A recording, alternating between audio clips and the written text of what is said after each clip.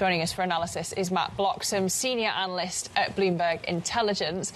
Matt, we promised we'd get you back on after these results. What stood out to you in the guidance and the numbers? Yeah, I mean, I guess this supply constraint is an interesting angle, and we've heard that across all of the big tech companies this week in different ways. You know, demand for Apple products remains incredibly strong, even though we complain about how relatively poor their AI capabilities are. Yeah. People are still massively wanting to have Apple devices and using a different software layer on top to kind of get access to AI. So yeah, overall very encouraging results. I think it's also interesting that in terms of the forward guide, they did point to bigger margin headwinds potentially coming as rising memory prices and chip prices generally start to flow into their kind of component costs. And how are we going to feel the incoming transition of CEO John Turnus? What's it going to really make a difference to? Yeah, I mean, I don't think we're going to see any massive changes immediately. This is going to be a very kind of gradual and carefully orchestrated transition. They're very similar people that come from very similar backgrounds.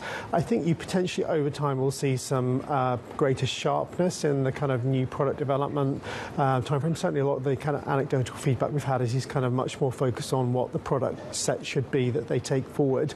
Obviously, a big question for him is how he addresses their AI issue and evolve that strategy. I think the other thing that they kind of signalled on the call was this slight shift in guidance around net cash and aiming for a net cash neutral position. They've got about $65 billion of net cash now.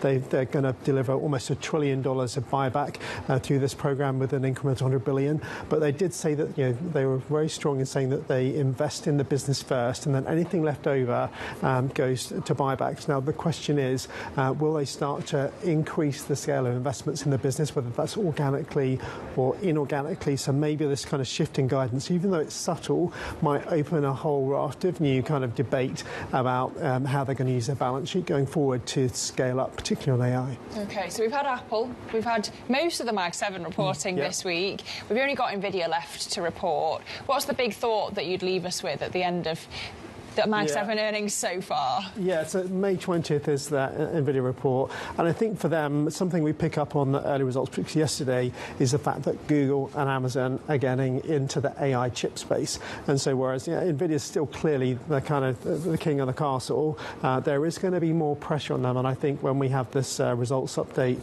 in May, there's going to be more probing about how they plan to protect their moat and manage that rising competition from the likes of Google and Amazon, who are massive companies and have huge cloud businesses and could really take a bite out of their crown.